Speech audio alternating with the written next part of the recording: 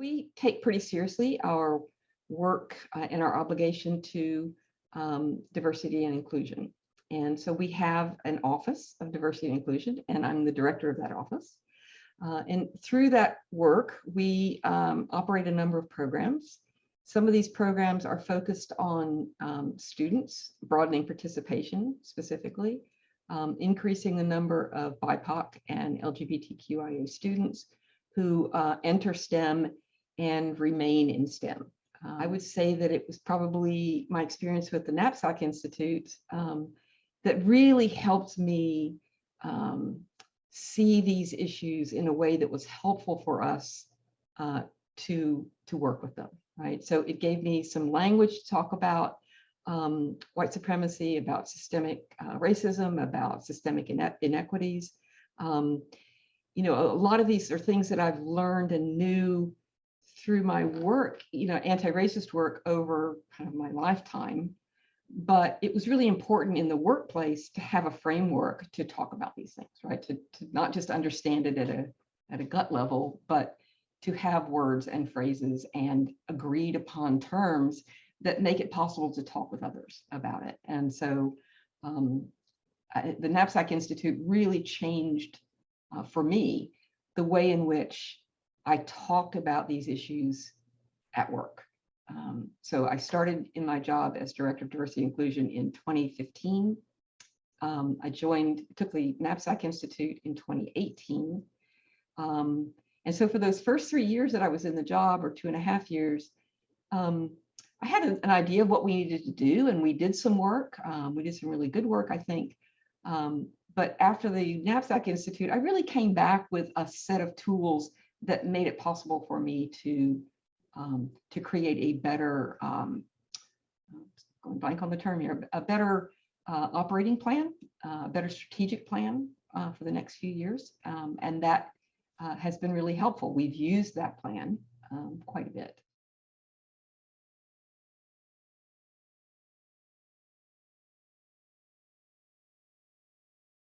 So one of the most important things for me in participating in the Knapsack Institute was being around other practitioners, other people who are doing this work in similar ways and also in slightly different ways, right? So there was a nice diverse group of people in the room doing different kinds of work, but all committed to working in this realm. So this was really my first opportunity to be in the room with people who had the same goals that I had, or had the same jobs or similar jobs.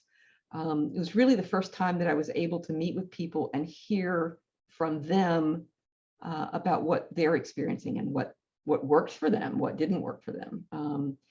That was incredibly helpful to me because my background had not been as a D&I professional for decades, right? That just hadn't been my background. It wasn't my academic background. It wasn't my work background.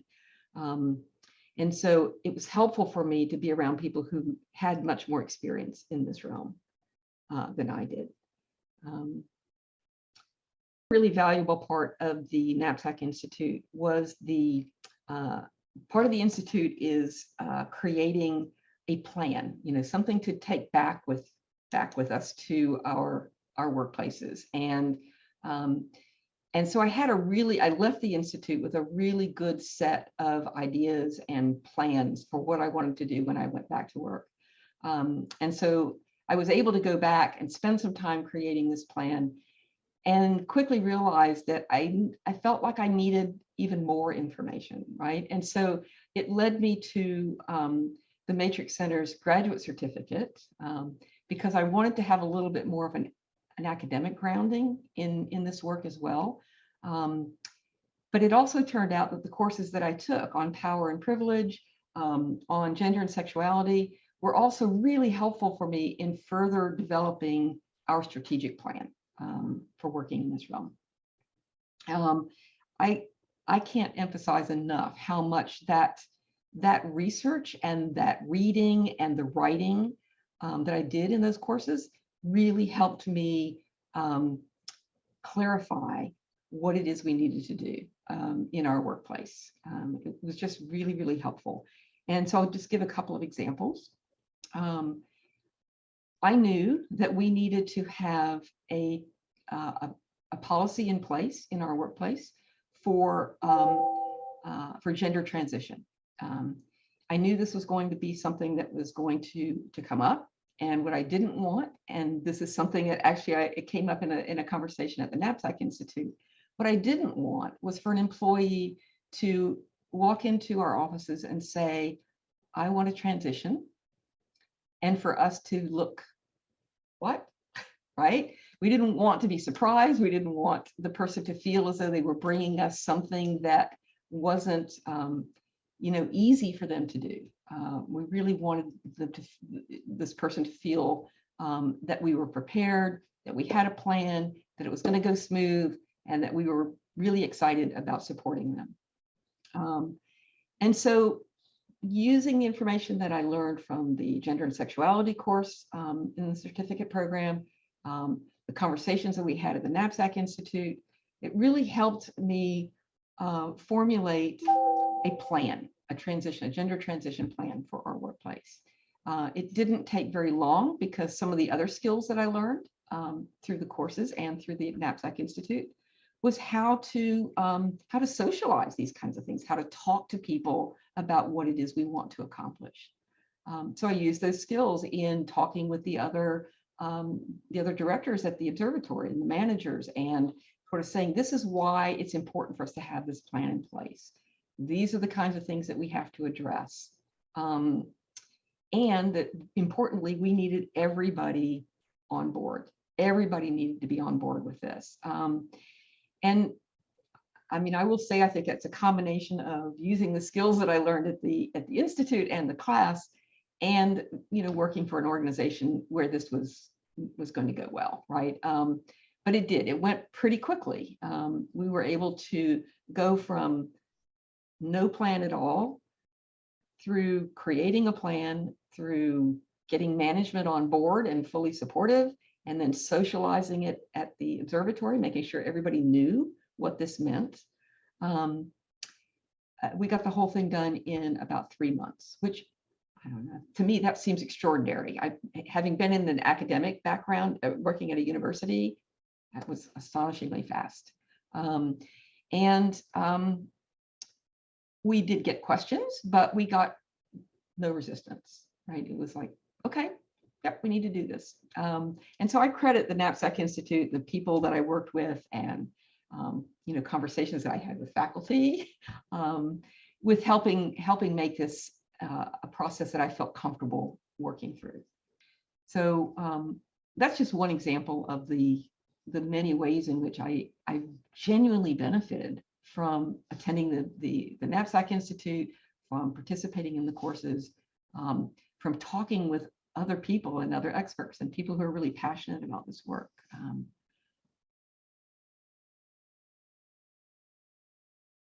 One of the other things that I learned at the Knapsack Institute was the importance of community, of people working together and having similar goals and learning, right? Really learning about what it means to be anti-racist, what it means to create spaces that are anti-racist.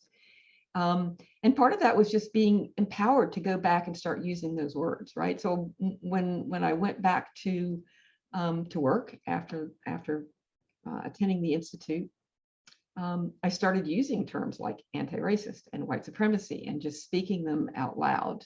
And these are terms that really hadn't been spoken in the workplace in quite the same way before. To some extent, I immediately just tried to normalize that these are facts, not wild concepts, right? And so I first approached some of the people who worked at our observatory who had identified themselves as allies. We didn't have a really firm, formal employee diversity group, for example. And so I talked with a few people, and I talked with management, and we decided that we would form an employee diversity group. And when we first started, the concept was that we needed to have a set of allies and advocates at the observatory so that we could talk more broadly about issues related to white supremacy, racism, and anti-racism. And early on, we realized that this was a pretty intensive effort, that it was going to take a lot of learning, that people really wanted to do a lot of self-growth before they took on this work. And so what we ended up doing was creating a 9-month plan where the 15 people who signed up for this took the union course, which was made up of readings and videos, and also the materials that I was able to collect from the Knapsack Institute and from the certificate courses. We combined all of these to come up with some really good training for the employees. They worked really hard. It was 166 hours altogether of effort that they put into this. And at the end, we now have an employee diversity group that is really pretty solid. One of the things that happened is that just after they completed all of this work on themselves, and they started thinking about, all right, what do we do now? How do we take this across the observatory? COVID hit, and we all went home.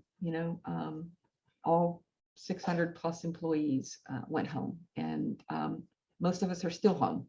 We are only just now getting back.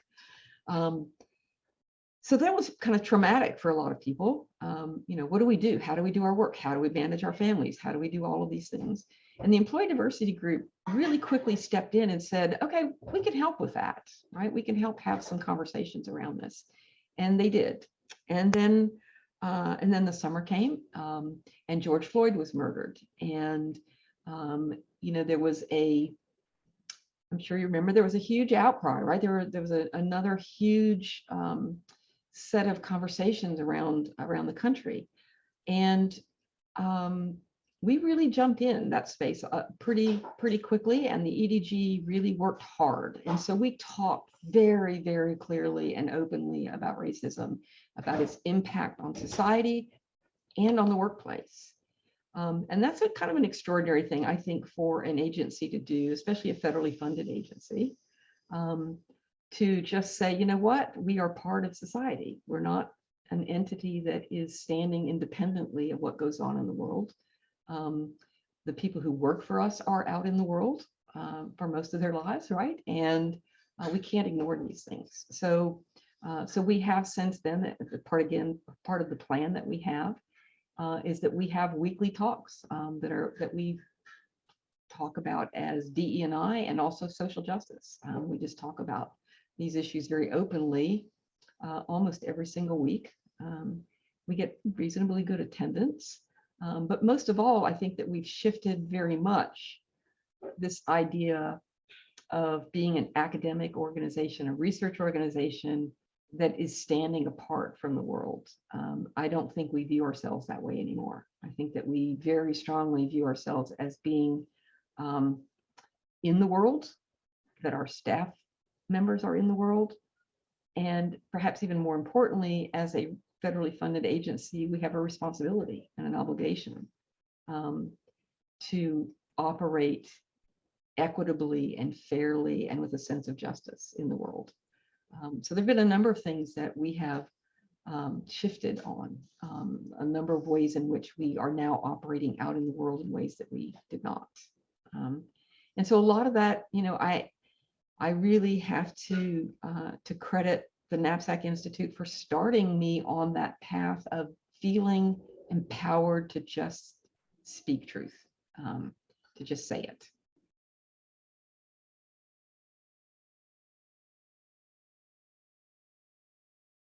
Our national programs is called the National Astronomy Consortium. We refer to it as the NAC program. And it was begun in 2013, 2014, the summer, that year. And this program was developed by Kartik Sheth and Aaron Evans and Faye Giles, because they looked around and they're like, well, why are there no or very few Black astronomers, for example? What is that? What is causing that to happen? And we know that some of it is just systemic racism, right? It's like really an uncomfortable space for Black students in astronomy and had been. But there was also a very practical systemic issue. And one of the things that we looked at was that HBCUs, historically Black colleges and universities, are extremely good at providing solid education in physics, for example, like just really well known for that. But HBCUs also are challenged by less funding than majority white institutions, primarily white institutions have. And their faculty are really often charged with teaching more classes than their counterparts at primarily white institutions. There's relatively less opportunity to do research, deep research work at HBCUs in STEM, in physics and astronomy in particular. I should clarify that. And so what happens is that students at HBCUs, physics students, don't get the same level of access to research opportunities that their counterparts at primarily white institutions would get. And the reality of getting into graduate school in an astronomy program is that you really, really need to have had undergraduate research experience in astronomy or physics in order to get into a graduate program. So it's kind of a systemic thing. If you went to a historically Black college and university and your university didn't have an astronomy research program, then you weren't likely to have had the research experience that you would need to successfully apply to graduate school. That just seemed like a really kind of clear systemic barrier. And so Aaron and Kartik and Faye said, well, we can do something about that. And so they created these partnerships with Princeton University, Space Telescope, which is another major astronomy research group, University of Wisconsin-Madison. And we made arrangements to pair students from partner HBCUs with researchers at these majority white institutions, primarily white institutions. And so over the last 9 years, we've had 84 students go through this program. The program's evolved a lot over the 9 years as we learned more and got more funding and more support. But of those 84 students, at the moment, 41 are in graduate school in astronomy and physics programs. That's a huge, huge increase. And it's pretty impressive. The students are really phenomenal. And I don't want to put any credit on the NAC program. I just think it's more that we sort of mitigated a structural problem that the students then used their own brilliance to get into graduate school. But what we did learn along the way is that there are barriers for students of color in graduate school. Some of them are that the graduate school departments that they move into are all white, right? All the students are white, all the faculty are white. And it's not always a safe, comfortable space for BIPOC students. And so that became a reality. That's something we knew. And so one of the things that we did was build a really strong cohort program so that the students were also able to support each other, even if they were at different institutions. So we created that ability for students to be in touch with each other and to support each other throughout the year. So that was a mitigating factor. We also learned that the alums of the program, the students who had been through the program as undergraduates and then became graduate students, were really fantastic mentors. And so we built a program where we gave these graduate students now opportunities to mentor and be near peer mentors to the next generation of students. And we paid them. And that's a really critical piece of this work, is that we pay students for everything. We give them scholarships and internships to make it more possible for them to successfully go complete their programs. So I want to talk about one particular program that was mitigation, right? And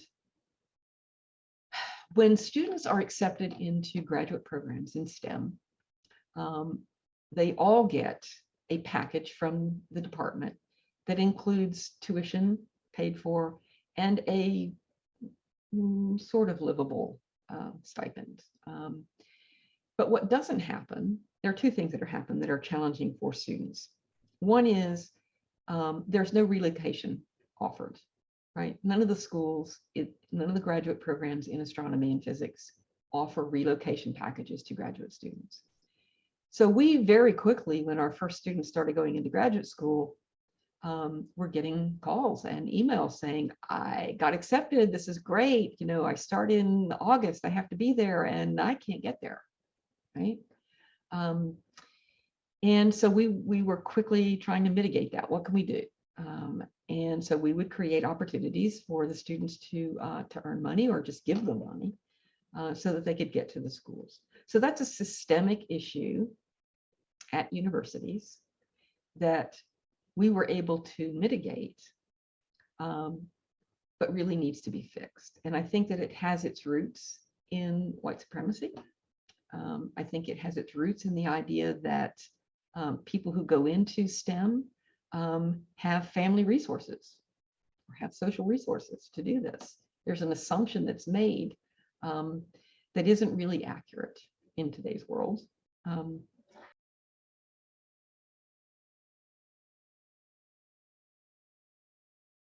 I would like to thank you all for the work that you do too, because it's really fabulous.